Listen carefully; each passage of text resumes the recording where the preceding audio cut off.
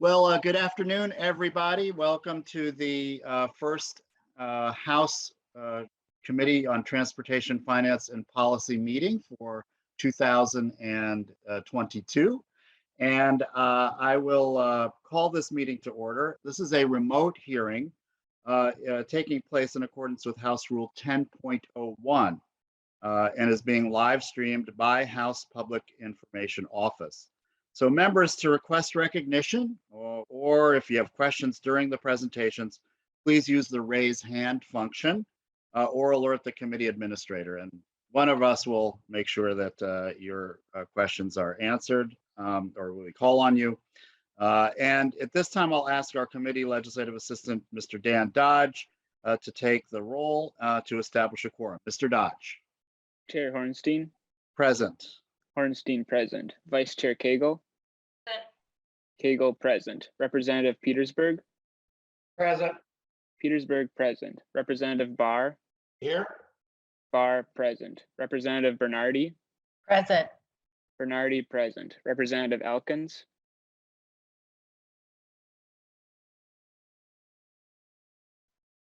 Representative Elkins. Here. Elkins present. Representative Frederick. Present. Frederick present. Representative Hausman. Present. Hausman present. Representative Heinrich. Heinrich present. Heinrich present. Representative Kosnick. Kosnick present. Kosnick present. Representative Mason. Mason present. Mason present. Representative Murphy is excused. Representative Nelson. Nelson present. Nelson present. Representative Olson. Present. Olson present. Representative Richardson is excused. Representative Torkelson. Present. Torkelson present. Representative West. Present. West present. There is a quorum. Thank you, Mr. Dodge. For some of you veterans on the committee and veterans of our Minnesota House of Representatives, I was channeling my inner Steve Svigum there with that 2022 with the date. But members, today this really is our inaugural day of the year, and this hearing is a continuation of the work that we started on December 14th. As you'll recall, that day we had several presentations about the Federal Investment in Infrastructure and Jobs Act, and but we didn't hear from the public. We didn't hear from a lot of the folks that work with us year in and year out, day in and day out on transportation issues. And many of our friends in the transportation community have their ideas about this very historic and important federal initiative. So today's hearing is to hear from the public. It's really a continuation of our December 14th hearing, where we heard from the National Conference of State Legislators and state agencies. Didn't have enough time that day to hear from the public. So this is really the public's opportunity to weigh in on their visions for the for this again historic federal bill. I'll just caution, we have many testifiers today. We really have a strict time limit. If people could keep it to 3 minutes or under, preferably or under.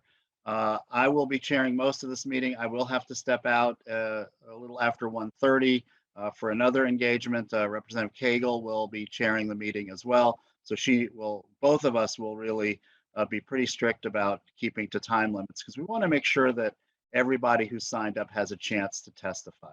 So with that, we will begin. I just also want to mention that we have posted the materials and written testimony on our committee page, so anyone can view that in conjunction with this hearing. A number of people did choose to provide written comments, and then we'll have some written versions of the testimony that's given today directly to the committee. So I'll start with just a couple of people who have been very involved in transportation over many years, representing some important sectors of the transportation community. And so our first testifiers will be Margaret Donohoe, who is the Executive Director of the Minnesota Transportation Alliance. And following her, we'll have Suzanne Sabatka, the Policy and Research Director of Move Minnesota. We're going to start off with them. They'll give slightly longer testimony because both of them have particular expertise in some of the subject areas we're dealing with today. And so we just asked them to start off by giving us an overview. And so first, I would like to call on Ms. Margaret Donohoe for her presentation. Ms. Donohoe, welcome, a warm welcome to the committee. Thank you for all of your work. And please state your name for the record. Thank you, Mr. Chair. I'm Margaret Donohoe, Director of the Minnesota Transportation Alliance. And I do have some slides that I'm going to run through pretty quickly, but wanted to give you some of the detailed numbers as we talk about this legislation. So hopefully you can see this. And first of all, I do want to give a really heartfelt thank you to Congress and the administration for getting this legislation passed. Our members were out in Washington, D.C. in September, talking to the congressional delegation about how important this is for Minnesota. So we're very grateful this was enacted into law in November. And I appreciate the opportunity to talk more about what this means for Minnesota. So first of all, let's see. Whoops. So first of all, the important thing to know about the Infrastructure Investment and Jobs Act, it does include a 5-year surface transportation authorization to replace the FAST Act, which had been the previous 5-year surface transportation authorization. And it's really important for the transportation industry and community to have the stability that goes along with a 5-year authorization. So we know the dollar amounts, we know how to plan to spend this money as effectively and efficiently as possible over the next 5 years. Unlike other bills, this does include other areas, including broadband, energy, ports, water, a lot of other areas that we don't usually see. And so that means that it did add up to 1.2 trillion, which sounds like an awful lot of money, but it does cover a lot of areas. You can see that the majority of it, though, is dedicated to roads and bridges, along with public transit, passenger rail, airports, ports and waterways. So a lot of it is directed to transportation, which we are very grateful for. The other thing that's important to remember about this bill, and you heard this already somewhat from MnDOT and the Met Council, but the numbers that you often hear, the $4.5 billion for highways and the $820 million for transit, includes current funding levels. So every year, states get money out of the Federal Highway Trust Fund, just like our state highway trust fund. And you can see on this chart that in 2021, the baseline amount was $713.8 million. So the increases that you see each year of this bill do add up to $4.5 billion for the highway formula funds. But the increase over the base starts out at 150 million, increases to 220 million in the last year of the bill for an increase of 925.7 million. So that's really the impact of the bill for highways. And again, for transit, the increase starts at about 35 million in the first year, increases to about 50 million in the last year of the bill, for an increase of 212 million over the 5-year life of the bill. So getting into a little more specifics, the other thing that's really good about this legislation is that we know the dollar amounts that will come to Minnesota, and we pretty much know how these dollars can be spent. So we can start to plan for what projects will get funded, how this money will be spent. So on this chart, you see the vast majority of the money goes to 2 programs, the National Highway Performance Program, or NHPP, and the Surface Transportation Block Grants. These are the big numbers. This is the 2021 level for Minnesota, And you can see the increase in each year of the bill for a little over $3 billion over 5 years. These are existing programs. Congress made very few minor changes to these programs. So people are very familiar with how the money can be spent in these programs. The other ones you see here are existing programs that existed under the FAST Act, the Highway Safety Improvement Program, the CMAQ program, the National Highway Freight Program. All of these get very modest increases over the next 5 years. And then there's some new formula programs that were created under this bill. So the dollar amount has been established for each state, and you can see the dollar amount for each of these new programs, including the bridge replacement program. And that one is interesting because the president just made an announcement a couple of weeks ago that this first year, this $60 million for Minnesota has been released. It's not being held up by anything. The money is going to the states for this particular program. For transit, again, you can see the dollar amounts. I just highlighted the systems that receive funding through 5307 formula funds because that's the largest. Again, goes to areas that have a population of 50,000 or more. So you can see the majority of the money is going to Metro Transit. But we also have smaller urban systems that also get money directly from the feds from the 5307 program. So again, systems can start to plan for how to use these additional dollars. Then there are discretionary programs, and we have 2 existing discretionary grant programs that are large relatively in terms of dollar amounts. Last week, USDOT just announced another round of solicitation for the RAISE program, the second one here. So states and local governments can start to apply for these funds for this year. Then there are some new discretionary grant programs that were created under the bill. And when you look at these dollar amounts, they're relatively modest compared to the formula funds. So one thing that's important to remember, while we need to wait to see how these discretionary grant programs will work, most of the money is going through the formula programs, not the discretionary grant programs. And there are a lot of competitive programs under USDOT.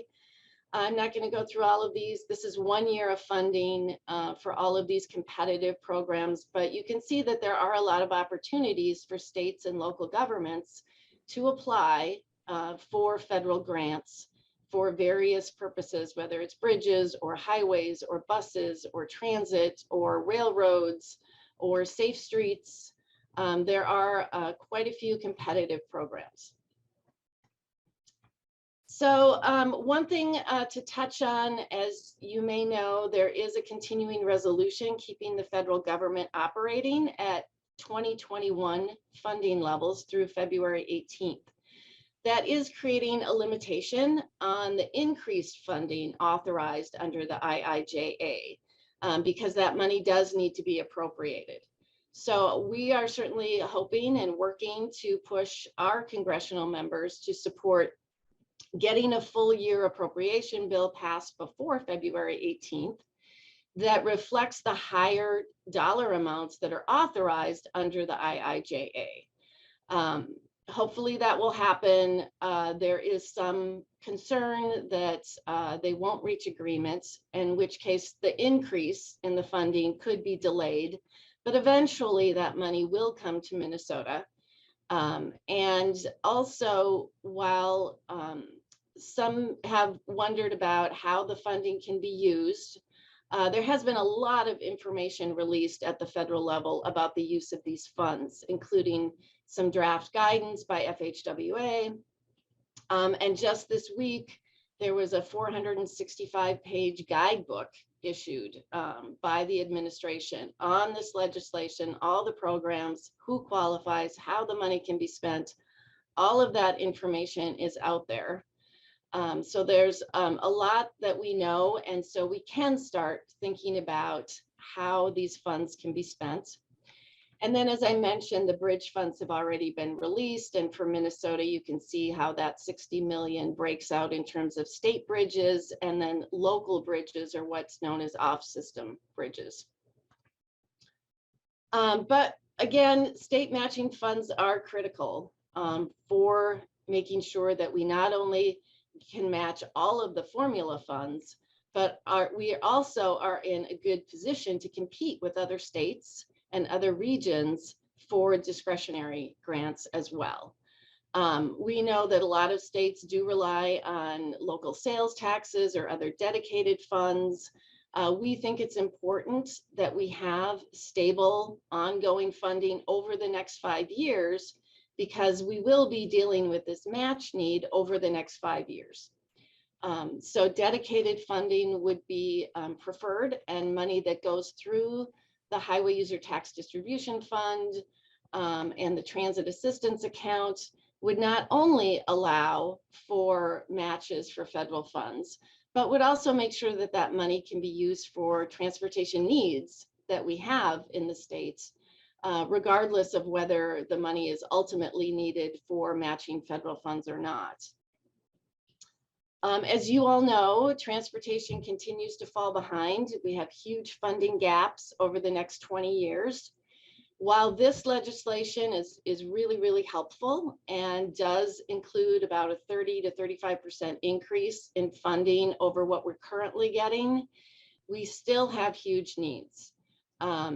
Traditionally, the splits of federal highway funds, which are deposited directly into the Trunk Highway Fund, so it's at MnDOT's discretion how these funds are used.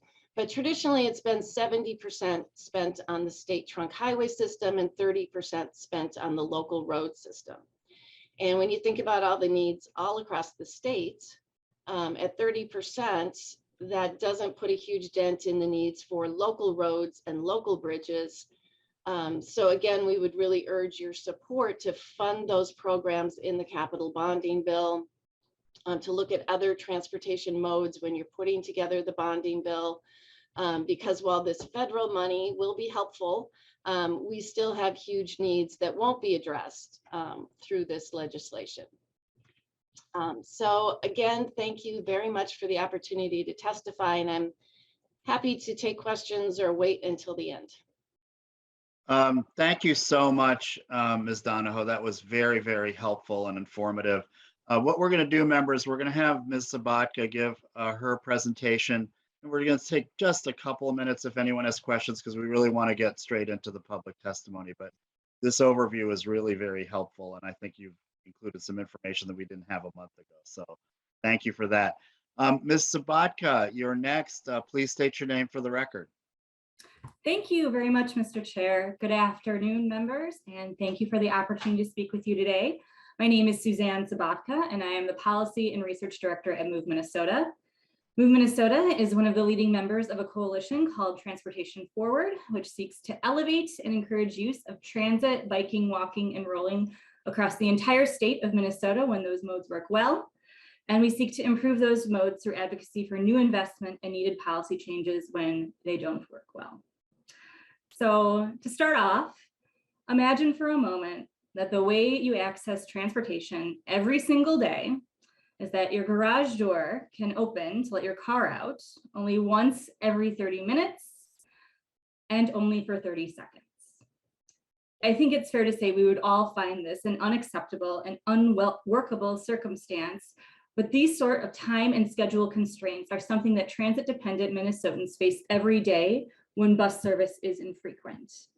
We envision a system in which you could safely walk or bike to a bus stop, and you wouldn't need to worry if you missed the bus, because another one will be along within minutes, and that bus can take you safely everywhere you need to be, to work, school, errands, childcare, healthcare, leisure. We at Move Minnesota are thrilled to seize upon the opportunity that the Infrastructure Investment and Jobs Act provides, and we stand ready to partner with the legislators to deliberately and thoughtfully pursue investments to achieve the goals laid out by federal decision makers. Our transportation system should be safe and modernized, it should promote equity, and it should advance our climate goals. The parameters surrounding how each state can use the federal dollars we receive provide a significant amount of flexibility in how Minnesota chooses to spend those dollars. Because of this, we do not need to choose between traditional transportation needs, such as congestion relief and increasing capacity and access on key corridors, and delivering on these shared values of safety, equity, and climate stewardship. Transit, biking, walking, and rolling bridge these needs and values, and we strongly recommend that these modes play a central role in the use of IIJA funds and Minnesota's transportation future. So as Ms. Donohoe pointed out, we are all waiting with great anticipation for Congress to appropriate the funds designated within the IIJA. As she mentioned, we do have pretty clear parameters on what formula funds will be distributed. And we also stand ready to make plans for the use of those funds in ways that advance the federal goals. These are dollars that transit agencies across the state receive to operate and maintain their systems. And while there can be no doubt that these increased dollars can help with backlogs and filling in lost revenues, we hope that transit agencies will use these dollars in innovative ways that fulfill the goals set forth in the IIJA. Now is the time to consider ways to make buses move more efficiently, like employing signal prioritization on heavily used routes. Now is the time to make transit safer for riders, operators, and the general public, with station improvements and additional personnel, such as transit ambassadors who can check fares and respond to minor calls for assistance. Now is the time to use these formula dollars to ensure adequate staffing levels across systems, whether it's having enough drivers to reinstate recently decreased service, or planners who can configure future bus rapid transit routes, or staff to provide technical assistance to smaller transit systems who might not otherwise apply for competitive grants.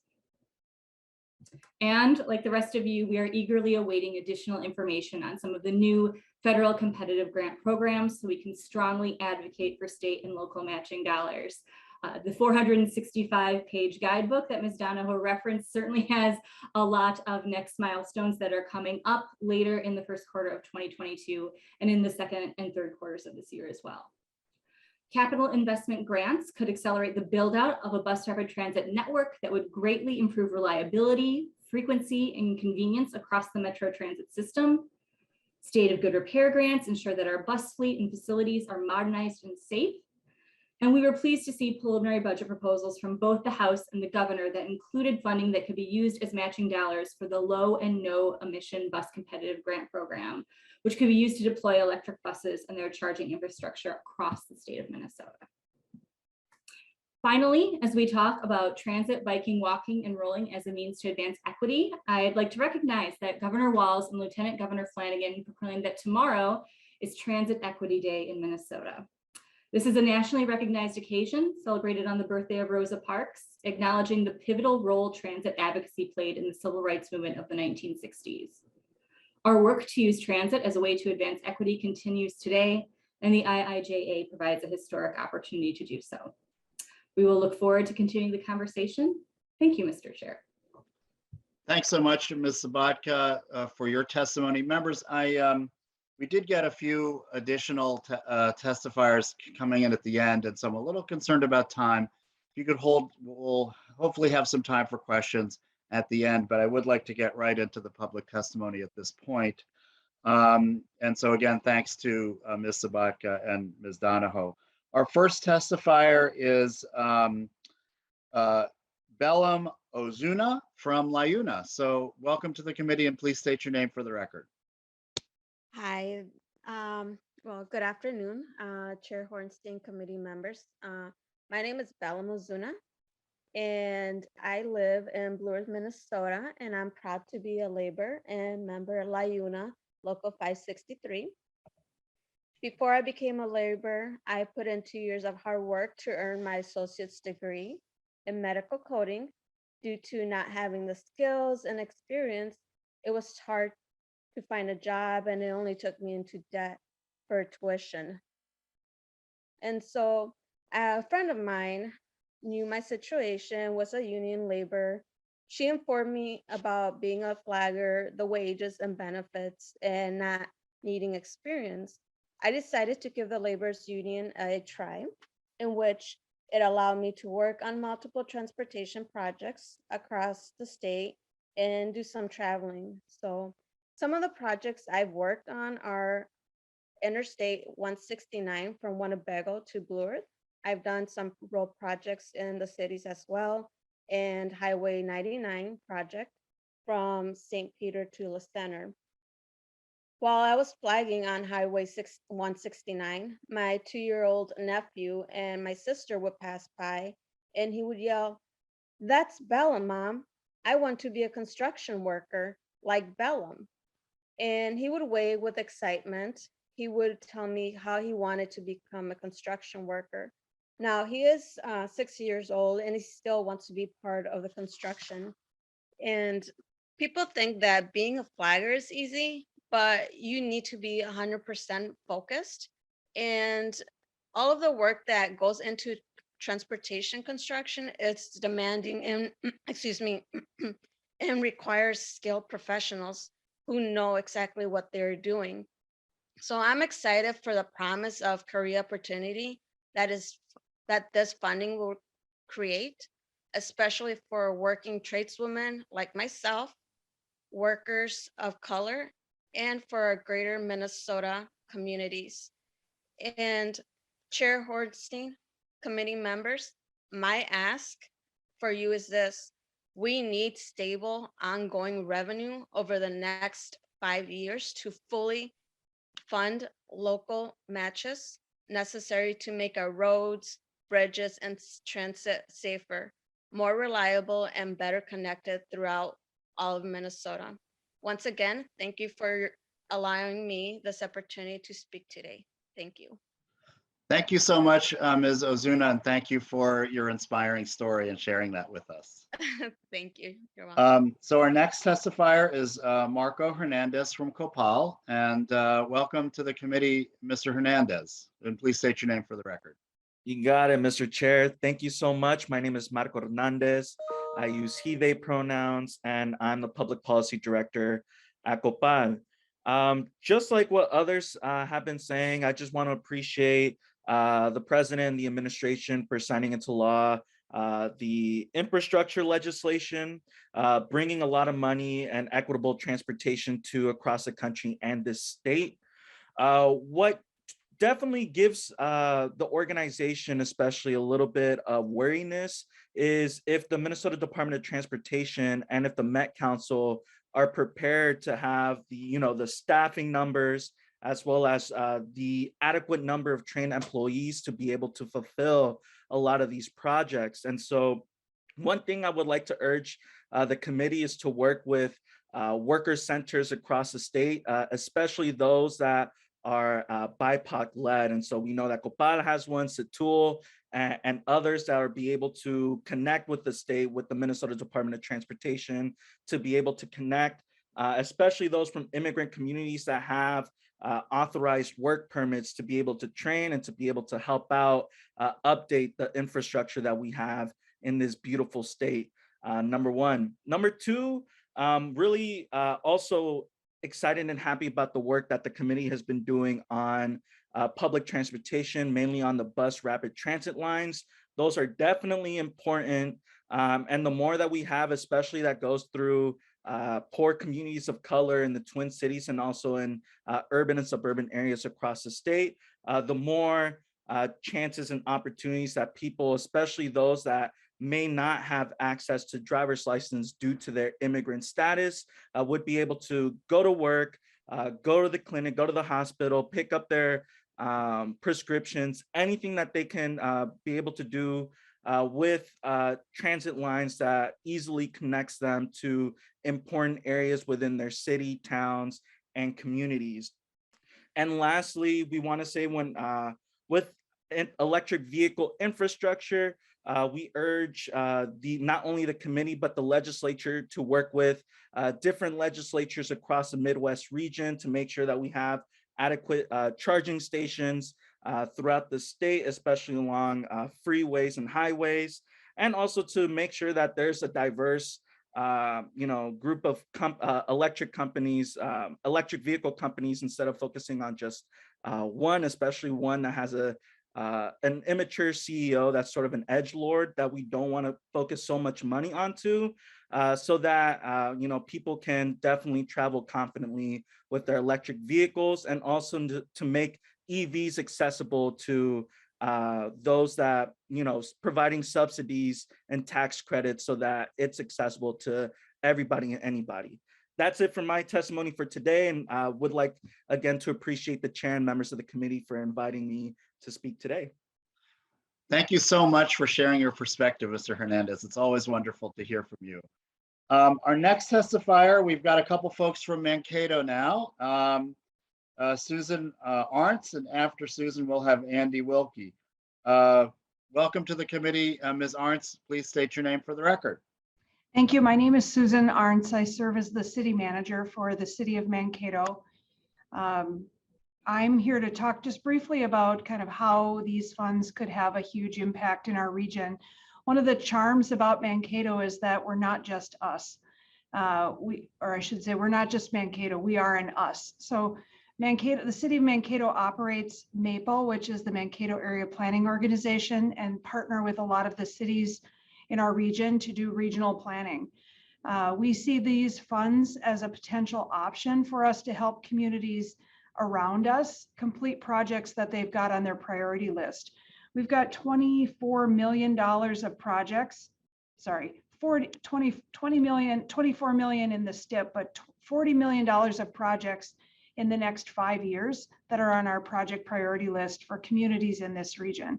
So we look forward to, as the guidance comes forward, both for the competitive programs, but also the more customarily distributed programs to try and take advantage of those. This area has a strong need for input into airport use of funds.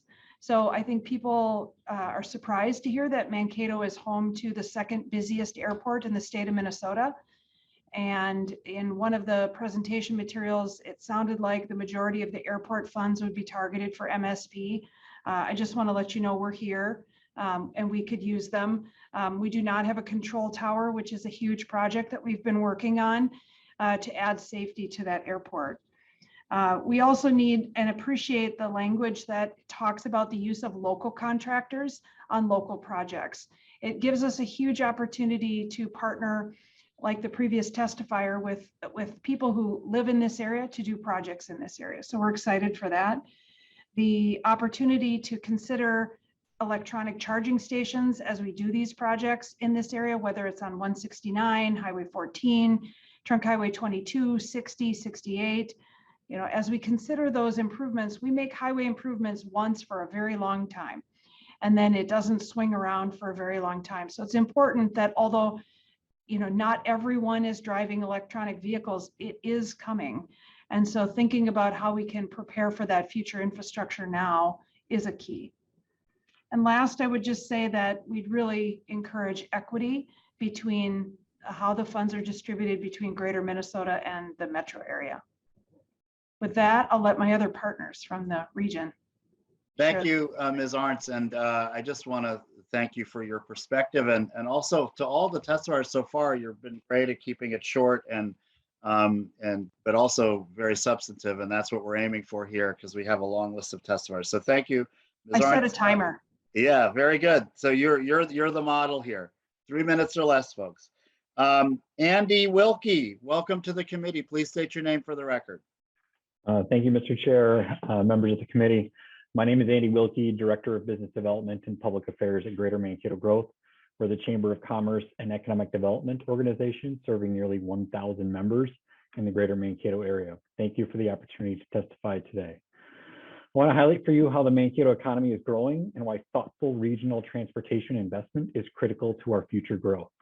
Our MSA's population is up 21% since 2000.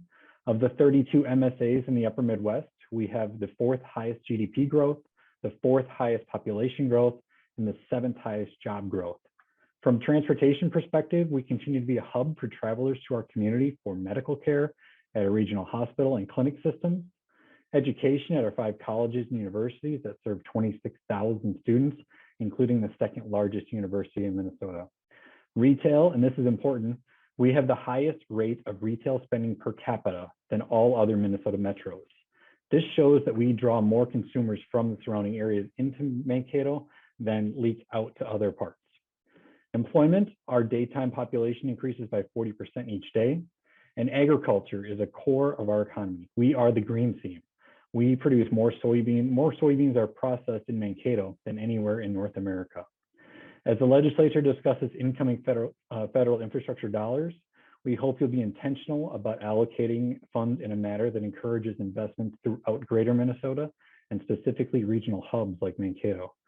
The legislature should also encourage private sector participation in the construction of infrastructure elements, such as EV charging stations. Public-private partnerships should be an essential element of a deployment strategy of EV charging stations. Making these funds available to businesses and organizations who operate in locations that attract a high volume of vehicles and are likely to include electric vehicles. As businesses continue to make significant investments and our region grows, we ask our public partners to do their share and make investments in infrastructure that enables future economic opportunities in greater Minnesota. Thank you. Thank you so much. And members, I am going to hand the virtual gavel over to Vice Chair Cagle for the next few minutes. I have some testimony at another hearing now. So thank you very much. And Vice Chair Cagle, you're on.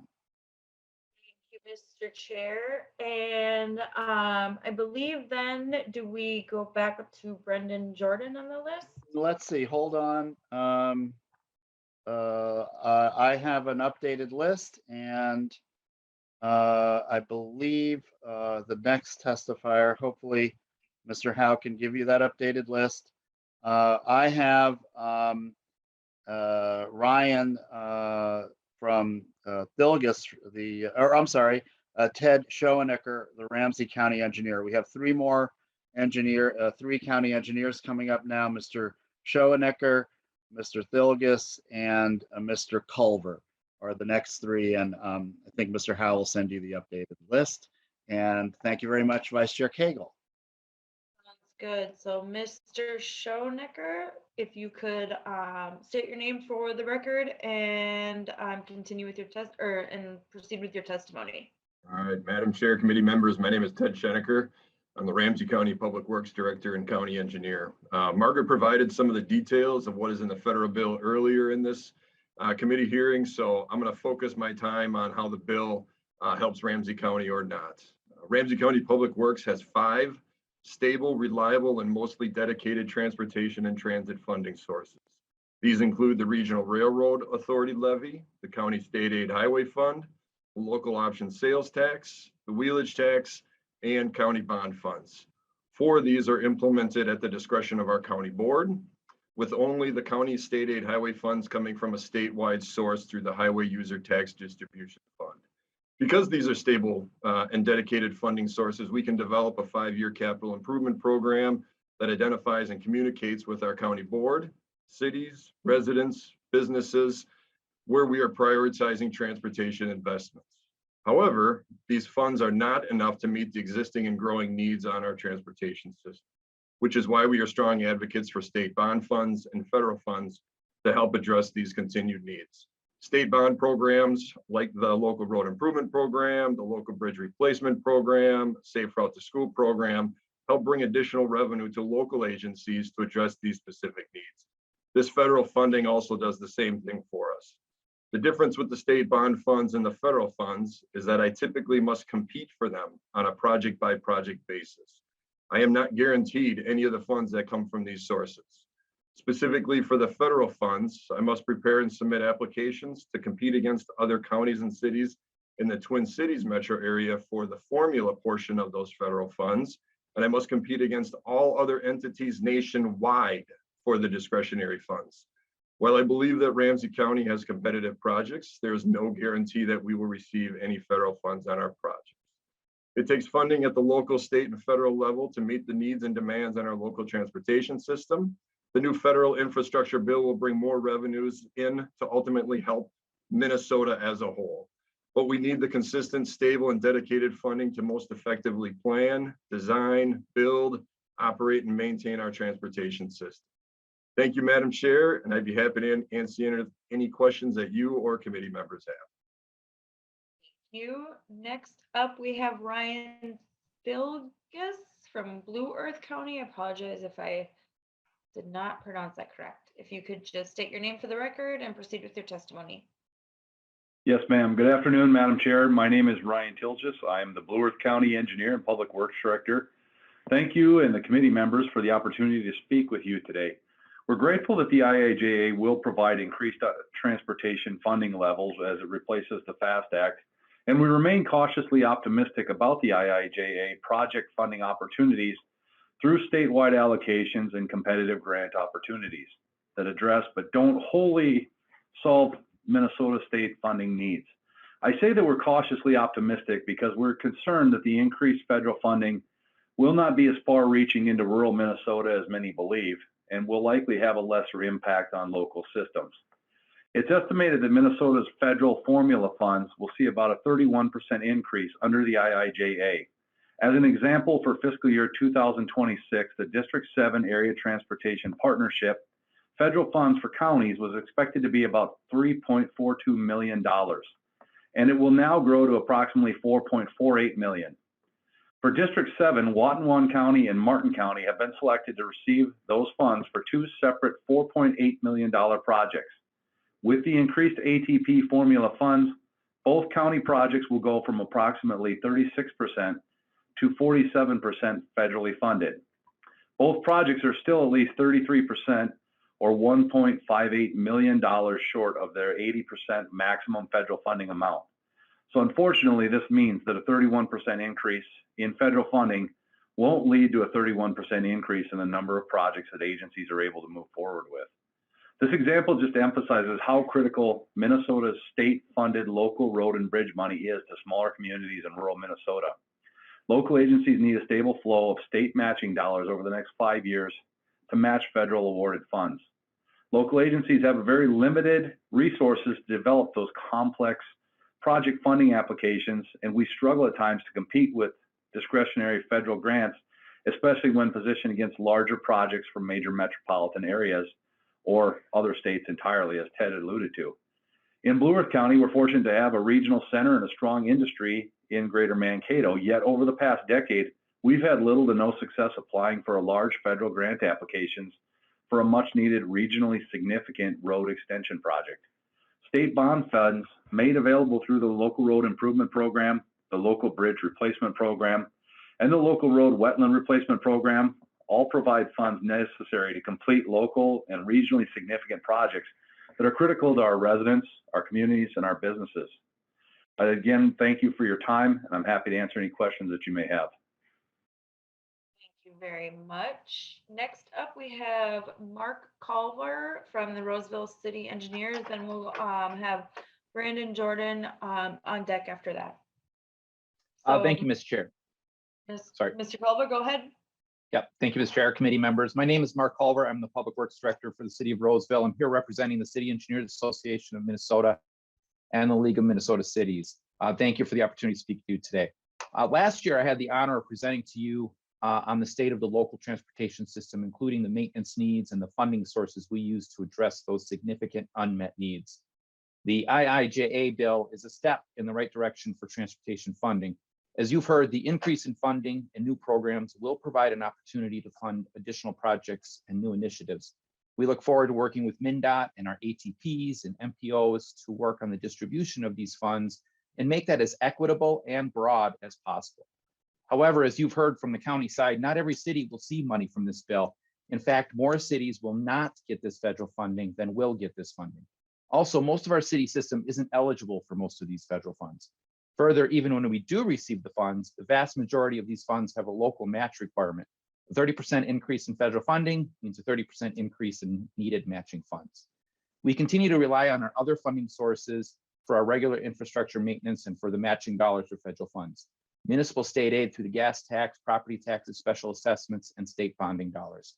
An unfortunate reality is that many cities end up using their municipal state aid on required local cost participation for federal, state, and local projects, leaving even less dollars for their actual local system. It is important to maintain our focus on preserving and enhancing our local funding sources so that every community has monies to respond to the growing needs on our transportation system. We appreciate this committee's continued support and delivery of bonding programs such as the local road improvement program, the local bridge account, the small cities assistance account, and safe routes to schools. These programs have made significant positive impacts on cities across our state. We encourage you to preserve and expand these programs. Again, on behalf of the state city engineers, we are extremely supportive of the expanded and new programs provided by this landmark federal bill. We stand by ready to work with our partners to spend these dollars, but please keep in mind the additional burden of matching these new funds over the next 5 years of this federal bill. We support additional and enhanced funding through bonding or expansion of other existing funding sources to help with these costs. Thank you again for your time today. I encourage any of you to reach out to me directly with any follow-up questions or comments. Thank you so much. Next up is Brendan Jordan, followed by, then we'll have John Pollard on deck. So Mr. Jordan, if you could just identify yourself for the record and proceed with your testimony. Thank you, Chair and members. My name is Brendan Jordan with the Great Plains Institute, and I serve as facilitator for Drive Electric Minnesota. Drive Electric Minnesota is the state's partnership of electric vehicle advocates, including a whole wide range of organizations, including utilities, rural electric cooperatives, nonprofit organizations, auto dealers, and a long list of other partners. We do have a large opportunity in front of us with the infrastructure bill to support a variety of our strategies within the state. I want to emphasize initially that we should look at electric vehicles very broadly, not just as personal vehicles, but as transit buses, school buses. We've also seen recently the launch of a electric car sharing network in the Twin Cities. And all of those things can benefit from the various programs in the infrastructure bill. Drive Electric Minnesota is also very supportive of an equitable approach where we can leverage this funding to assure that there's access for all communities, including making sure that there's access in rural areas and in low-income communities. Finally, EVs are an economic and jobs opportunity for the state. Just to really quickly highlight some of the specific opportunities, there's $7.7 billion in the federal program dedicated to zero emission vehicles. Some funding will be allocated to Minnesota via formula, but a lot of this funding will be discretionary. So I'll echo the points that others have made about the importance of the state providing additional funding so that we can get as much of the discretionary funding as possible. There is funding dedicated to charging stations. There's also funding dedicated to clean school buses. So that's an opportunity ahead of us where we want to support districts that are investing in zero emission school buses. There's also a significant opportunity in transit buses and a smaller opportunity related to electric or low emitting ferries. I'll just echo what others have said about the importance of state investments to match these funds. We have a number of other policy priorities, but which we think would create a supportive environment for EVs and complement these efforts. But in the interest of time, I'll focus on that one main point. Thank you, members. Thank you, Chair. Thank you, Mr. Jordan. Next up is John Pollard, and then on deck is Dorian Grilly. So, Mr. Pollard, if you could state your name for the record and proceed with your testimony. Thank you very much. Good afternoon, Madam Chair, members of the committee. For the record, my name is John Pollard. I'm the Legislative Director for the International Union of Operating Engineers, Local 49. I have the privilege of representing over 14,000 members of Local 49 in Minnesota, North and South Dakota. Members of Local 49 are the operators of heavy equipment in all kinds of public and private construction sites, ranging from roads and bridges, residential and commercial construction, and energy projects across the state. On a comprehensive scale, construction is a $16 billion industry in Minnesota and supports over 130,000 jobs. Thank you for the opportunity to speak briefly about the potential impact the federal IIJA bill could have on the industry.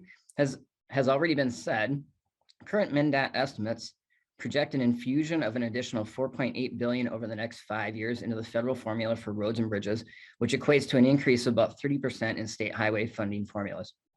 Local 49 is in agreement with the other groups that have testified and would argue and advocate for 100% full match of those federal dollars. Given the funding gap in the state's transportation system needs, it's imperative that the state take this historic opportunity to leverage every single last dollar from the federal investment. For example, MnDOT has testified that even with this significant level of investment, it would still not eliminate the need for local bridge funds. Minnesota has 772 bridges across the state in need of replacement over the next 5 years and an estimated cost of $453 million. Furthermore, working with the laborers research staff, their calculations show for every 1 billion in road and bridge spending, it creates an estimated 7.5 million to 11.3 million hours of work on the construction site, which also equates to approximately 5,000 to 7,000 job years. And as you all know, investment in the construction industry has a positive ripple effect into other industries such as hospitality and manufacturing. Again, thank you for the opportunity to testify, and we wish you well in your deliberations this session. Thank you so much. All right, Dorian Grilly, and then we will be followed by Will Schroer of the East Metro Strong. So getting back into the groove of name pronouncing here. So Mr. Gurley, if you could just state your name for the record and proceed with your testimony. Chair Cagle, members of the committee, my name is Dorian Grilly. I work for the Bicycle Alliance of Minnesota. We work closely with our national partners on the biking, walking, safe routes, and vulnerable user provisions of the bipartisan infrastructure law, also known as IIJA. Those partners were happy with the outcome, but realized that the law fell short on transit funding. While the bill does provide much needed resources for active transportation and safe routes, it's not meant to replace state funding. Your continued support for state funding is truly appreciated and continues to be a very high priority around the state and is very much needed. The biking, walking, and provisions of the federal bill include a 60% increase in the formula funding for the Transportation Alternatives Program, which includes safe routes to school, a requirement that states complete a vulnerable user safety assessment, and it makes safe routes to school eligible for Highway Safety Improvement Program funds. The law, as many other testifiers have said, the law includes billions for competitive infrastructure grants for local governments. But the US DOT was given a lot of discretion with these programs, and the guidance they have issued is very focused around a couple goals. Active transportation projects, biking and walking, are recognized as meeting the US DOT's climate, equity, and safety goals. That means that any application that includes biking and walking is guaranteed to fare better than one without. The Bicycle Alliance, like the other testifiers, strongly recommends that the Minnesota legislature create a pool and allocate match funds for state and local governments to use to fully leverage this money. I asked John Howe to include a couple fact sheets in your folder and a couple maps showing that local governments, businesses, and schools are engaged in biking, walking, and safe routes throughout the states. Thanks for your opportunity, or for the opportunity to testify today. Thank you so much. Mr. Schroer from East Metro Strong, followed by Ryan Daniel from St. Cloud Metro Bus. Mr. Schroer, if you could just state your name for the record correctly, probably, and continue with your testimony. So the extra R's got me. You did great. Thank you very much. Chair Cagle and committee members, thank you for having me today. And because sometimes a picture is worth 1,000 words, I'm trying to share my screen with you. Can you see that, Chair Cagle? See your Gmail account. Oh, that's not good. All right. Well, sometimes if you stop it and try again, it might work. We don't want to share the Gmail account, and I'm running my timer at the same time. So how about that? How about that, Chair Cagle? Don't see anything now. All right, I'm just going to refer you. It's in the packet. You've heard a lot of detail today, and I support and I'm grateful for all the detail work that folks have put in. I want to share maybe a 30,000 foot perspective with you, and one that I think is relevant to your constituents at the same time. As you think about how to guide and spend some of these funds that are coming to Minnesota. Minnesota DEED and the Federal Reserve just did a survey that found that 58% of the Minnesotans that they surveyed see challenges in getting to work. 58%. And a lot of those challenges are cost-based. Their cars are not reliable. Gas is expensive. You can imagine the challenges. There are some good programs in place to adopt those. They're not equal to the task, but that's a number that I hope you'll keep in mind, is that the number of people who are having trouble getting to jobs. They want to work, and manufacturers, employers want them to work. That connection is difficult to make. At the same time, last year set a record for used car prices. And the chart that I really wanted to share with you, but it's in your packet, is that of the record-setting inflation last year, 5 of the 6 largest contributors to that inflation jump were in transportation costs. Gas, unleaded gas, regular gas, diesel gas, used car prices, and rental car prices all led the contributions to the increasing consumer price index. And so the lens that I want to suggest to you today is help your constituents mitigate and adapt to, and in the ideal world, avoid those changes in prices. You don't have a lot of power over gas prices. You have very little power over used car prices, maybe around the edges with some tax policy. But what you can do, and what I hope that you will do, is spend the funds at your disposal, whether those are state bonding dollars, state cash,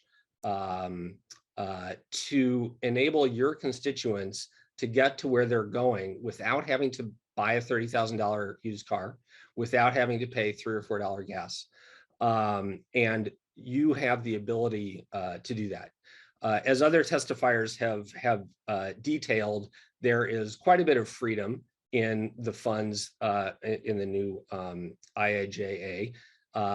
And what I look forward to is to working with this committee to try and use that flexibility to respond to immediate needs that your constituents are facing today.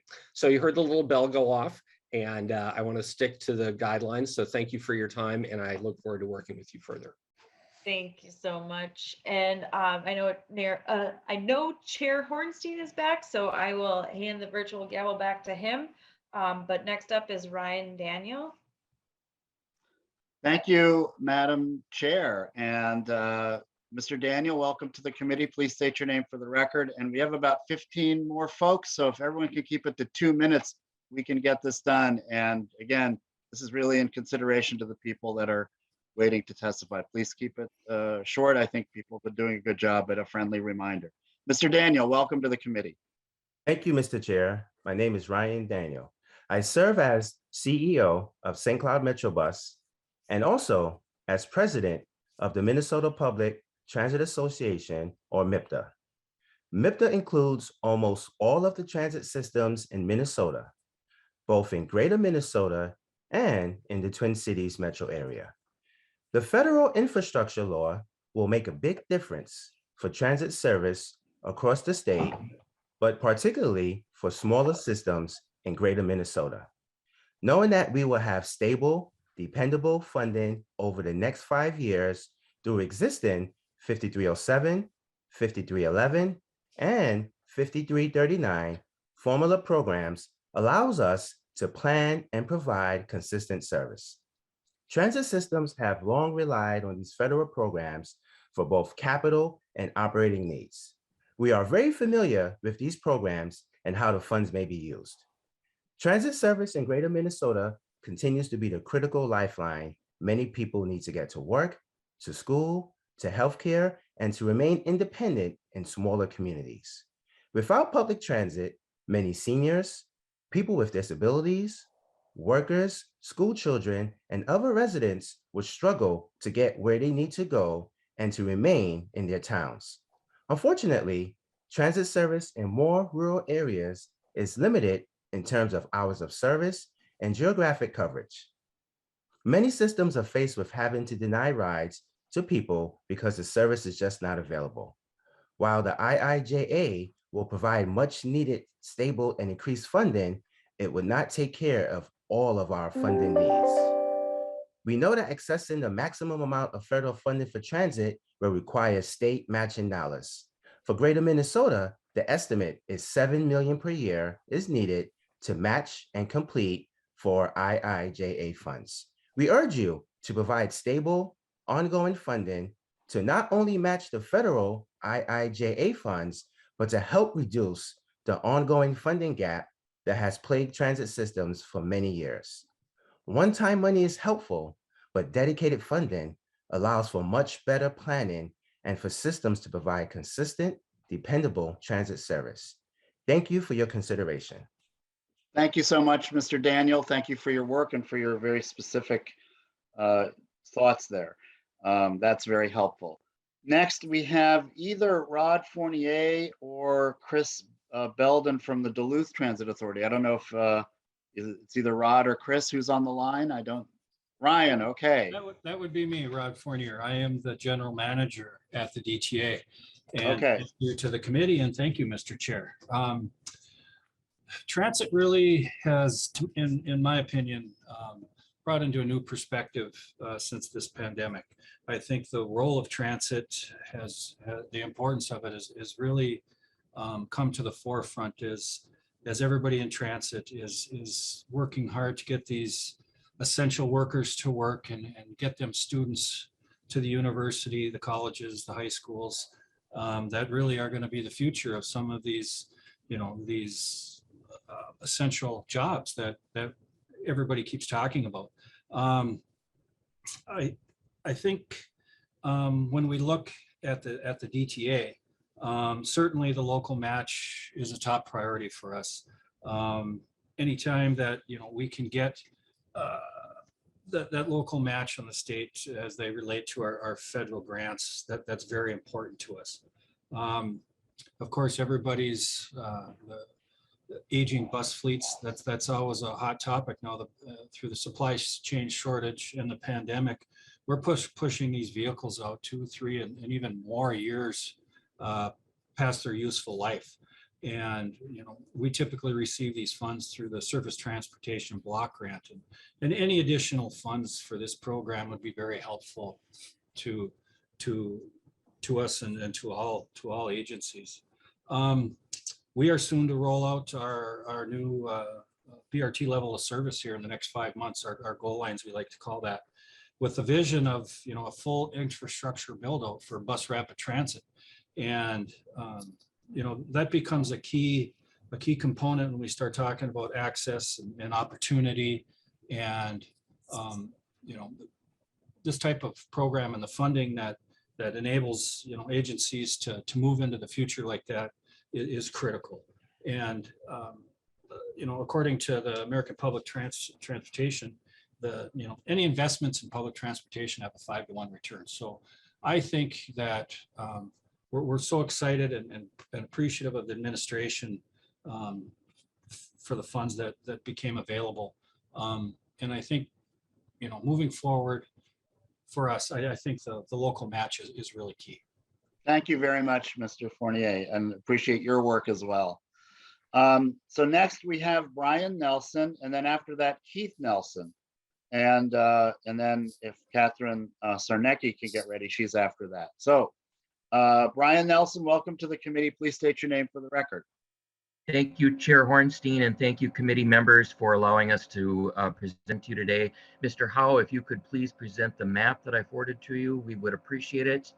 The IIJA provides $66 billion in federal funding for passenger rail spread out over 5 years, of which $36 billion is passenger rail grants for federal and state partnerships to enhance existing routes and add new routes. In addition, there's $5 billion added to the CRISI grant program, which is what the state of Minnesota applied for the second train frequency between the Twin Cities and Chicago. We believe that this offers the state of Minnesota a tremendous opportunity for expansion of rail routes in Minnesota.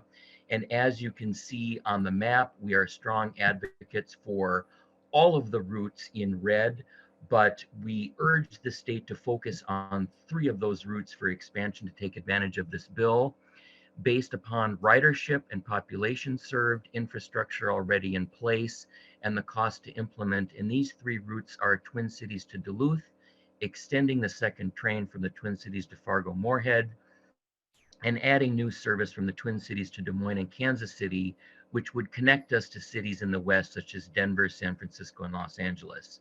These 3 new routes alone would provide new or expanded rail service to more than 30 Minnesota communities and serve about 70% of the state's population.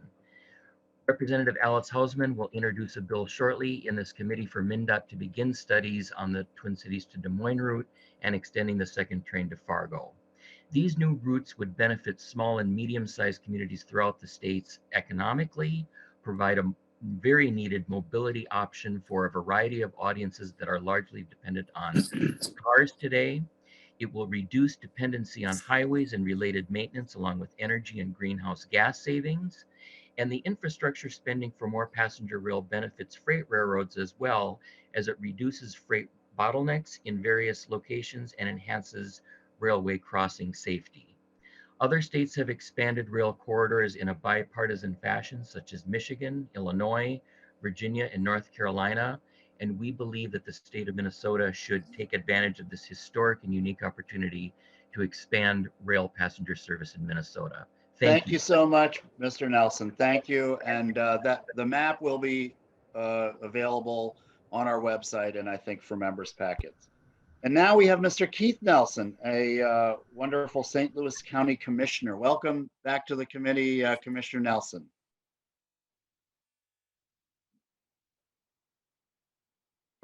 Is Commissioner Nelson with us?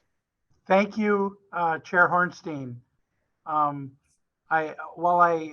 committee members, while I enjoy meeting with you via Zoom, I would much rather get on that train and take a ride down and actually be able to sit in that committee room and enjoy the history of that great state capital with you.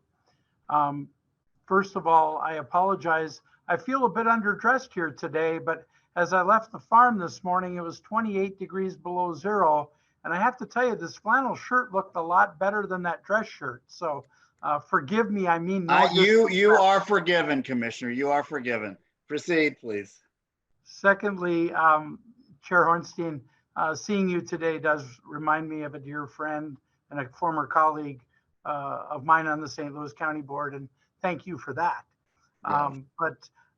Before I go much further, I want to make certain that I thank Representative Mary Murphy for introducing the bill for the money to match the $320 million in federal funding that would bring NLX passenger rail service from Minneapolis to Duluth. This is the most shovel-ready project, and this is according to Amtrak, in the United States of America. We have done, I've been a county commissioner for roughly 20 years, and I've worked on this project for 17 of those 20 years. This is a long time coming, but we've done our homework. We've got all of our federal environmental work done, findings from both the federal government, from the state of Minnesota and the state of Wisconsin. All of those issues are taken care of, which means we can put boots on the ground, estimated 3,000 workers to work building this passenger rail system out. Safety, not only on our passenger rail line, but also on the roads that are throughout the system, the tracks from both Duluth down to Minneapolis. Not only are there going to be substantial improvements on this line for passenger rail, but the freight rail component of this has an immediate result. So these investments that we're asking for to match these $320 million in federal monies that are available are critical to northeastern Minnesota. They're critical to transportation throughout the state of Minnesota. I think I'm as far north as you've heard from today. And for that, I am appealing to my friends in the Metro. I was just down there on Monday for some meetings. I appeal to my friends in the Metro to take a look at that wonderful Great Lake and imagine the ability to travel there to and fro. Imagine the impact that this will have on my military veterans in northeastern Minnesota. Over 15,000 of them in St. Louis County alone to be able to access healthcare through the VA hospital in Minneapolis. So we're anxious for this. We've waited a long time. Again, we're shovel ready. I want to emphasize shovel ready. We will get this done. It will be done in a fashion that complements all of the other systems that come to the hub of Minneapolis, St. Paul. And again, thank you all for your time and thank you all for your efforts on that committee furthering transportation needs here in Minnesota. Thank you so much, Commissioner. Thank you, Commissioner. And members, in your packets, I believe Commissioner Nelson has some additional letters of support for this project. So take a look at those. Next up is Ms. Catherine Sarnecki from the St. Paul Port Authority and also the Minnesota Freight Advisory Committee. And we have Tim Velde and Bentley Graves after him. And again, just a reminder to keep your comments as brief as possible. Please proceed and state your name for the record.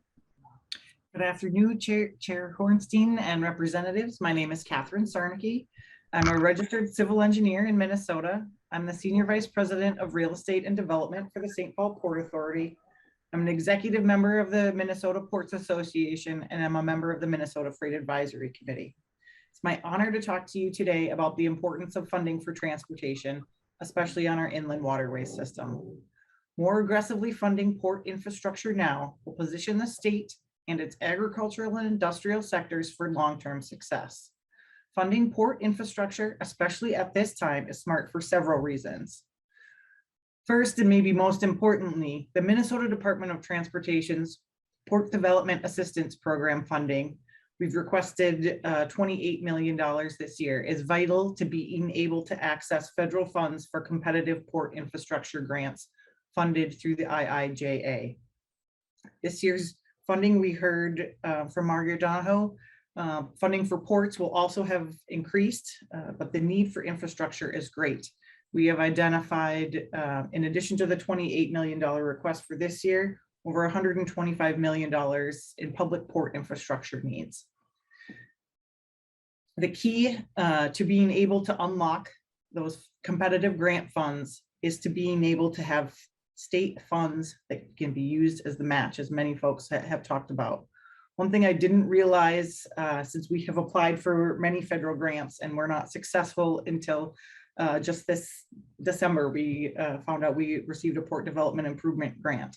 Our match amount from the federal government for that project is 34%. And they told us that that was a key reason why this project was selected. They like to be the last one in and they like to fund the least amount of money. So although the programs allow you to have up to 80% federal funding, successful grants typically only request about 50% funding, and that's been true for Tiger Infra and the Port Development Improvement Program. Second, global freight demand is projected to triple between 2020 and 2050, according to the intergovernmental organization International Transport Forum. While we seek to bring down greenhouse gas emissions, address climate change, we need to emphasize the use of our waterways as the most efficient mode of freight transportation. Third, global supply chains are strained from the pandemic, and these disruptions translate for opportunities for Minnesota to strengthen our national supply chains. Infrastructure and investments enable Minnesota's ports to be creative and nimble in providing supply chain solutions. The waterways have the most capacity in our state to take on additional freight options. As port cities, and lastly, as port cities, we need to be alert to the need to increase resiliency in the face of increasing frequency and intensity of storms. We are indeed building back better. Thank you for your. Thank you so much. I appreciate it. Our next testifier is Tim Velde. Or Veld, I hope I pronounced your name correctly. Please state your name for the record and proceed. Chairman Hornstein and members, thank you for allowing me to speak to you today. My name is Tim Velde. I'm an active Minnesota Farmers Union member. I farm in Yellow Medicine County, western Minnesota, on the land that my great-grandfather broke up in 1886. But we've heard some compelling testimony from the metropolitan area and some of our regional hub cities and their areas. I ask you to please remember the impact that this transportation funding would have on rural Minnesota, the farming community. As farmers, we're dependent on the highway system and farm to market roads to get our products to market and also to get supplies in. When the roads fall into disrepair, the damage that causes on trucks and the challenges that makes in transportation are very high. Nobody wants to go down a road that's unsafe and has potholes and everything in it. We've had some roads patched and upgraded slightly in western Minnesota, but we could use much more out here. It isn't just the farming community that's dependent on this. There's a lot of rural manufacturing in some of our smaller communities, and for them to get their supplies in and their manufactured products out also requires good transportation system and roads that are safe and don't damage equipment when it's going down the road. A recent study by the American Society of Civil Engineers showed that there are 5,000 miles of roads in Minnesota that are considered to be in poor condition. Many of those roads are out in rural Minnesota. So I ask you to please leverage the federal dollars that are available to us so that we can bring our roads back into repair. And I ask you to please remember rural Minnesota in your road system. We are dependent on you, and if you eat, you're dependent on us. So please keep us in mind when it comes to the funding. And thank you again for allowing me to testify. Thank you so much, and thank you for sharing your very important perspective. We appreciate it. We'll be in touch with you throughout this process. Our next speaker is Bentley Graves, and following Bentley will be Luther Winder. Welcome to the committee, Mr. Graves, and please state your name for the record. Thank you, Mr. Chair. My name is Bentley Graves from the Minnesota Chamber of Commerce, and I want to thank you for the opportunity to testify today. Transportation has long been a cornerstone of the Chamber's public policy advocacy efforts. And that's because, as my colleague from Greater Mankato Growth, Andy, put it so well, businesses rely on a safe, reliable, efficient, multimodal transportation system to get their goods to market and to get their employees and their customers to their door. And as it has been mentioned already thus far, IIJA is poised to make a generational investment in Minnesota's transportation infrastructure. But as has also been noted, we have some work to do to bring those dollars to Minnesota. But we, along with partners in labor and in the construction industry, have formed a coalition to call on the administration and the legislature to quickly and collaboratively identify and secure those resources necessary to draw down those dollars and secure the federal match. And we believe that our state surplus and the bonding bill this year give us the opportunity to do that. But we also believe that the state's financial situation also gives us the opportunity to go further and to continue to broaden the base of financial support for the system through efforts to bring more of the auto parts related sales taxes into transportation and continue to make those long-term investments well beyond the time of the IIJA. So we continue to look forward to working with you all to make these investments and to make good on the opportunity that we have before us here in Minnesota. And again, Mr. Chair, thank you very much for the opportunity to testify here today. Thank you, Mr. Graves, and we look forward to working with you as well throughout this process. Our next testifier is Mr. Luther Winder. Welcome back to the committee, Mr. Winder. Please state your name for the record.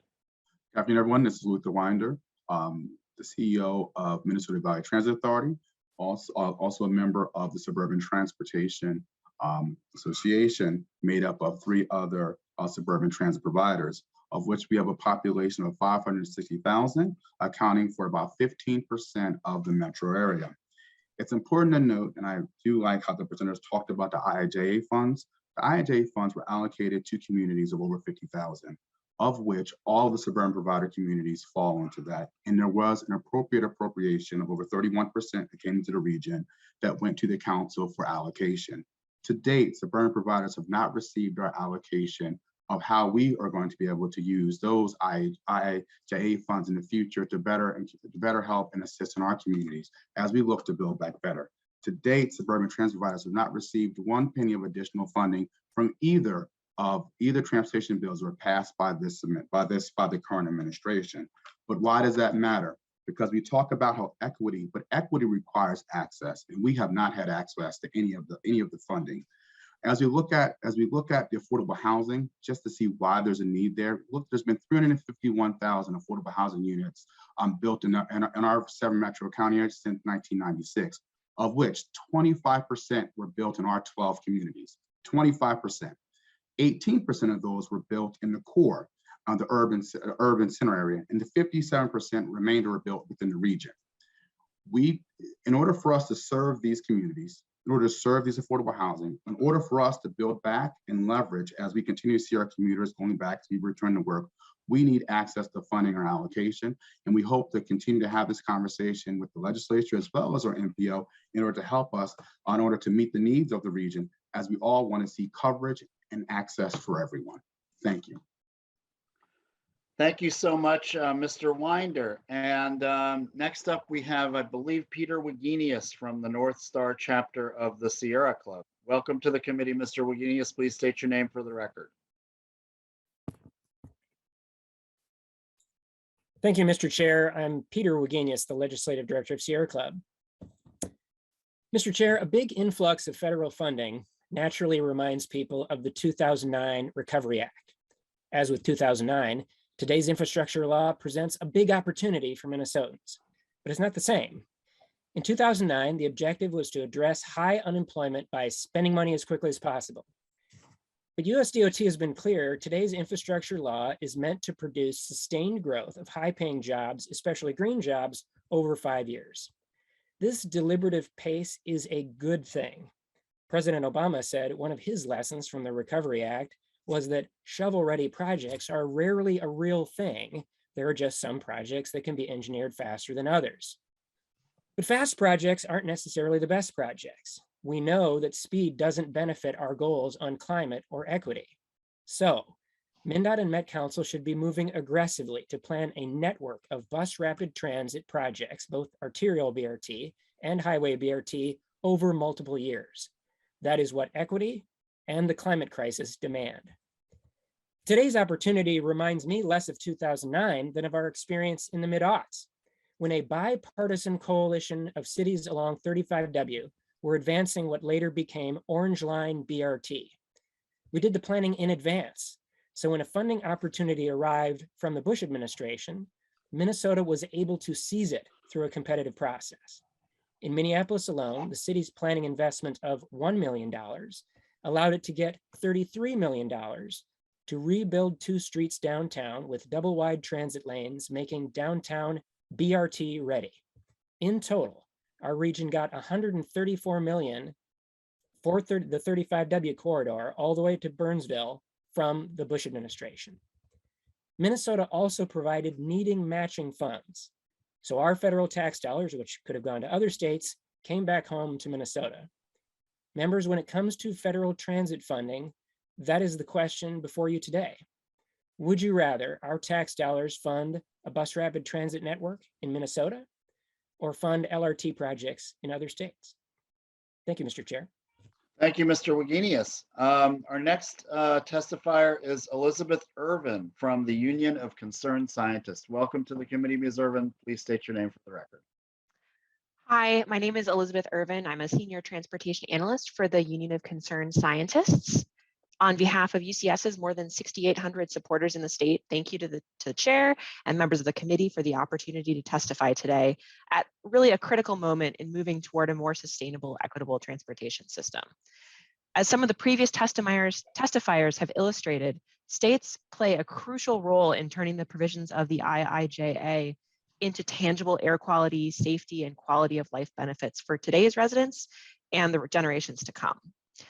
The decisions we make over the next few years are an opportunity to address the impacts of climate change and undo harmful infrastructure policies that disproportionately affect the health and mobility of people of color and low-income Minnesotans.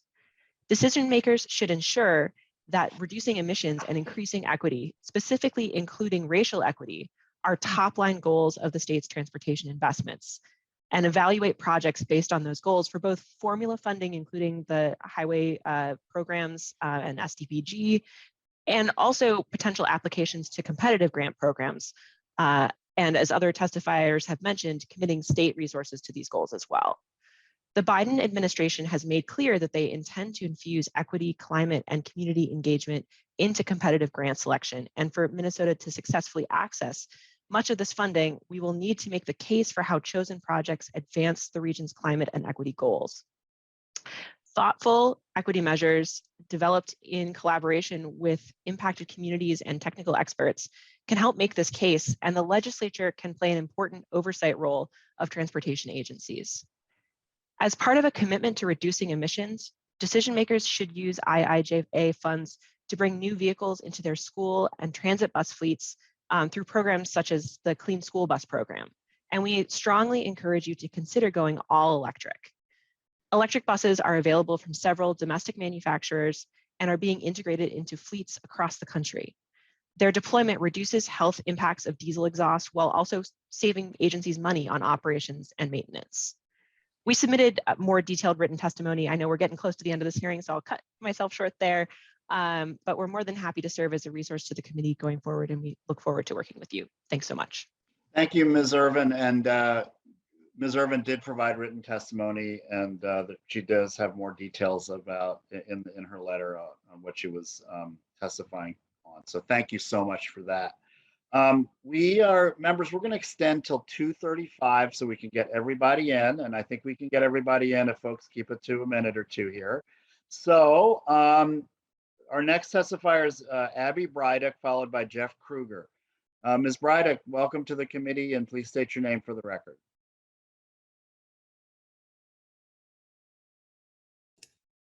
Hi there. All right, sorry, I was all turned off. Am I good? You're good. We can see you, and welcome to the committee. Nice to see you. Nice to see the committee members, the ones that I can see. Good afternoon, Mr. Chair and members. My name is Abby Bryduck. I'm the Executive Director of the Minnesota Asphalt Pavement Association. Like my colleagues, I'm here to share comments on the impacts of the federal infrastructure bill will have on the road paving industry and the actions we're taking to meet the challenges and opportunities that this legislation will provide. I'll address quickly labor, materials, and sustainability. First, we well know that additional workers will be needed. One Minnesota paver shared with me lately that they have already hired an in-house HR recruiter to identify new avenues to find employees. We anticipate women and minorities will make up a large percentage of our new workforce. We also anticipate that many of these new hires most likely won't have experience in the industry, and we're committed to training and mentoring these folks. Another approach to our labor solution is becoming more efficient by leveraging technology, investing in new equipment, and creating a culture for innovation. Regarding materials, asphalt's already the most recycled product in North America. The U.S. Environmental Protection Agency and the FHWA reports that about 80 million tons of asphalt pavement is reclaimed each year, and nearly 100% of that total is recycled. However, there's a lot more that can be done in Minnesota to reduce the demand for virgin material use. More research and investment could be made into reusing materials. Recycled asphalt pavement, or RAP, could be utilized at a higher percentages in our asphalt mixes. The asphalt pavement industry in Minnesota currently incorporates 25% RAP in their mixes, while in other parts of the US and across the world, 50% RAP is being used successfully. And finally, regarding sustainability, using more recycled asphalt is part of the solution, but nationally, the asphalt industry is committed to meeting a goal of net zero carbon emissions during asphalt production and construction by 2050. We'll do this by partnering with our customers, meaning the state and locals, to reduce emissions through pavement quality, durability, longevity, and efficiency standards, by developing a net zero materials supply chain by 2050, and by transitioning to electricity from renewable energy providers in support of net zero carbon electricity generation. I share this to ensure a sense of confidence. Thank you, Ms. Brydick. I'm sorry, we have to move on. I'm No, so that's it. sorry. That was my last sentence. Okay, That's it. I Thank you. appreciate it. And we look forward to working with you throughout the session. We have next Jeff Kruger, followed by Cap O'Rourke and Tom Sorrell. And thank you very much. Welcome to the committee. Mr. Kruger, please state your name for the record. Thank you, Mr. Chair and members of the committee. My name is Jeff Krieger, and I'm the Executive Director of the Minnesota Association of Townships, otherwise known as MATT. Thank you for allowing me this opportunity to speak with you today. MATT represents 1,780 townships with over 914,000 residents. Townships maintain over 55,000 miles of roads, which is 39% of all roads in Minnesota. Road and bridge expenditures are the largest expense for townships at over $170 million per year. Unfortunately, townships' portion of state funding has not kept up with the enormous task of maintaining our aging roads and bridges. We request the legislature provide an annual $20 million increase for township infrastructure. Regarding the IIJA funding, we have no reason to believe that Minnesota townships will receive much, if anything, from this bill. The IIJA funds are a combination of competitive and formula-based grants, which require the filling out of grant applications to receive funds. For historical perspective, ARPA, the American Rescue Plan Act, was a formula-based grant program. Last year's American Rescue Plan Act afforded townships the opportunity to participate. However, townships had varying degrees of challenges when it came to applying for such funds. Townships do not have hired staff to write grant applications. Many lacked broadband service, and applications were required to be submitted online. Of the 1,780 townships, my office alone applied on behalf of 425 of them. Yet there were still 440 townships who did not apply at all. Calculate that out and you'll see that 48.6% of townships either didn't have the means or the ability to apply for ARPA funds themselves. What we need are dedicated and sustainable dollars now for every township. Last year, there was a bill asking for dedicated funding to come from auto parts sales tax. We ask that you revisit that bill in order to fulfill our need for an additional $20 million in dedicated funding for Minnesota townships. Thank you, Mr. Chair and members of the committee. Thank you, Mr. Kruger. Next up, we have Cap O'Rourke and then Tom Sorrell. Mr. Chair and members, my name is Cap O'Rourke, and I am the Executive Director of Minnesota Small Cities. We represent the over 700 cities in the state of Minnesota that have populations under 5,000. I'd like to first off thank you for the money last year, which was one time $18 million that would go to our cities across the state. As you know, and we supported both the House and Senate plans for dedicated ongoing funding. Unfortunately, neither of those plans made it to the final bill. We are here to tell you that the IIJA bill, like many have said, may be great for some modes of transportation or positive for the Minnesota small cities. Very little of this will make it down to our community members. We do not have the means to compete on both nationally and in-state, and we often will not have the resources to do matching grants. We would urge the legislators to once again either come back with ongoing dedicated funding or another one-time funding source to help out Minnesota small cities, who are the only entity who do not get any state funding for our roads in the state of Minnesota. Thank you so much, Mr. O'Rourke. Thank you, Mr. Chair. Members, we have two more testifiers and then we will adjourn. Our former and wonderful Commissioner of Transportation is with us, Tom Sorrell, and then we'll conclude with Matt Zeller. Mr. Sorrell, welcome to the committee. Thank Please you, state Chair your name Horst. for the record. Thank you, Chair Hornstein. My name's Tom Sorrell. I'm the Director of Public Programs for Samba Tech. I'm here today representing the Minnesota Council of Engineering Consultants. Engineering is a lead indicator of economic performance. When state and local transportation agencies can't develop long-term funding programs, our firms have a difficult time hiring engineers or making necessary equipment purchases for designing and delivering those projects. When firms aren't working on pre-construction activities, those projects can't move forward to construction, which means fewer construction workers working and less economic activity being generated. The transportation community has three legs that must collaboratively work together in a high-performing way: public agencies, consultants, and contractors. All three legs of the community need to be healthy for infrastructure projects to be consistently delivered on time, within cost, and on schedule with the highest of quality. It is extremely vital that public agency match is provided over the lifetime of the federal bill so that we can have a high-performing industry in Minnesota that can anticipate projects, react, and deliver. It's also important to note that reliable and consistent sources of fund will allow the engineering community to help determine capacity needs to support the public agencies. ACEC Minnesota consists of an incredibly diverse group of firms from small to large. These firms are local, regional, and national. They work in every sector of our economy. The state of Minnesota has been very resilient, responding to engineering challenges in the past, and has always used existing capacity and new resources to deliver critical projects, including some that were unexpected. As an industry, all engineering firms stand by, ready to deliver the projects from the IIJA. Collectively, we feel confident that we can currently have the capacity to perform at a very high level. Those are the main points I wanted to share. I think I'll leave it at that for the sake of time, and thank you for the opportunity today. Thank you. I'm going to say Commissioner Sorrell, thank you very much. And we look forward to your input as we put this bill together for matching funds. So thank you. Thank you. Our last testifier today, members, is Matt Zeller from the Minnesota Concrete Pavement Association. After Mr. Zeller's testimony, I'll make some very, very brief announcements for the committee, and then we will adjourn.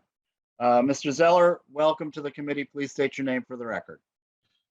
Good afternoon. Thank you, Mr. Chair and committee members. My name is Matt Zeller. I am the Executive Director of the Concrete Paving Association of Minnesota, which represents contractor and material suppliers that produce the vast majority of the concrete pavements in Minnesota. I'm a former MnDOT engineer of 10 years, and I have over 30 years experience with concrete paving construction. Thank you for allowing me to testify at today's hearing. First, I'd like to state that our organization strongly believes in the idea of build back better. For far too long, the status quo has been short-term fixes and short-term thinking, which has led us to the deteriorated highway system that we have today. We believe that long-term fixes are a better investment, both economically and environmentally. We cannot afford to waste this once-in-a-generation opportunity on just more of the status quo. Minnesotans are increasingly demanding that our road construction simply get in, build it right, build it to last, and go away, preferably for a long time. The new federal funding bill and the state of Minnesota surplus before you combine to provide us with an unprecedented opportunity to invest in long-term solutions which will serve the public. This new money could easily go a long way towards bettering the health of the state pavement network by requiring these funds be spent solely on upgrading the existing projects in the current STIP and CHIP to long-term fixes. By adding 25% to the pavement costs, we easily add 50 to 100% more life, which is a tremendous return on our investment. Long life concrete pavements can easily be designed to last 50 to 75 years. An advancement in concrete durability has led us to be able to create concrete with locally available materials that can easily withstand the harsh environment we call home. For example, there is a neighborhood up in Duluth where the concrete streets have been in service for over 110 years. Concrete pavements also have inherent environmental benefits. As a much stiffer roadway, concrete increases fuel efficiency by 3 to 7% for semi-trucks, with similar savings for cars. For Minnesota's interstates, this means that using all concrete pavements could add up to 24 million gallons of gas saved, as opposed to a 100% blacktop system. These fuel savings convert to eliminating 235,000 tons of CO2 emissions annually. We look forward to continuing these conversations. Upgrading concrete helps us be better stewards of our critical highway infrastructure as well as the environment. Thank you, Mr. Chair. Thank you, Mr. Zeller, and to all of the testifiers that are still with us. A deep appreciation. Your testimony is so valued, and as I think our committee members can see, we have some really important decisions to make here in the next couple of months. We want to make them with our partners that have testified and many others. We have, as you all have said, a great opportunity to make some critical investments in our transportation and transit infrastructure in the coming months. Members, before we adjourn, I just wanted to give you a heads up that on Tuesday, February 8th, our next hearing, we're going to be focused on highway transportation safety issues. And we'll be hearing from folks involved in the Towards Zero Deaths initiative, as well as other really important safety initiatives in our state. And so with that, members, this meeting is adjourned. Have a great weekend, and thanks to everybody for participating today.